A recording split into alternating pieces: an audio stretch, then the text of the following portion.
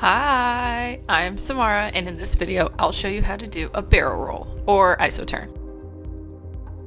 To do a barrel roll, hold the inside of the hoop with your hands at 3 o'clock and 9 o'clock, pointing your thumbs to the ground.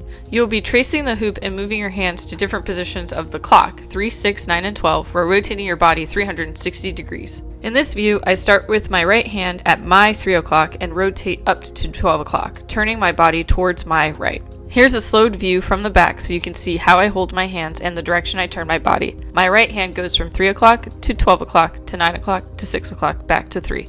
I find it helpful to try to keep the hoop as close to my body as possible while rotating my arms. You can also do a two-handed barrel roll in the opposite direction by moving your left hand from your 9 o'clock to 12 o'clock and turning towards your left. My left hand moves from 9 o'clock to 12 o'clock to 3 o'clock to 6 o'clock back to 9 while I rotate my body turning towards the left. Again, you want to keep the hoop as close to your body to help with getting the move to look smooth. Although you are moving your arms and rotating your body, the idea is to have the hoop appear as if it is not moving at all, similar to an isolation.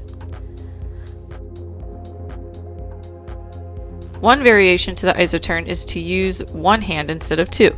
The idea stays the same. You're moving the hand that is holding the hoop through different positions of the clock while rotating your body 360 degrees. You can try this turning your body either direction and with both your right hand and your left hand.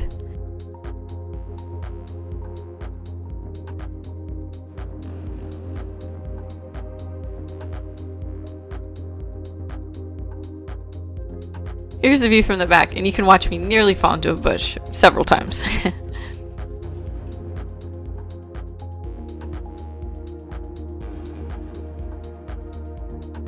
Let's now go over a couple transitions into and out of the isoturn, or barrel roll. You can spin the hoop in your hand and toss it, catch it with both hands, and move into a barrel roll. Here, I'll do it again. You can also do a horizontal cat-eye variation and move into a one-handed isoturn. I think I use this combo often in my flow. As always, try the move in all directions and with both hands for the single-hand isoturn. But that's it! Any moves I mentioned in this video that I have tutorials on will be linked in the description below. Bye!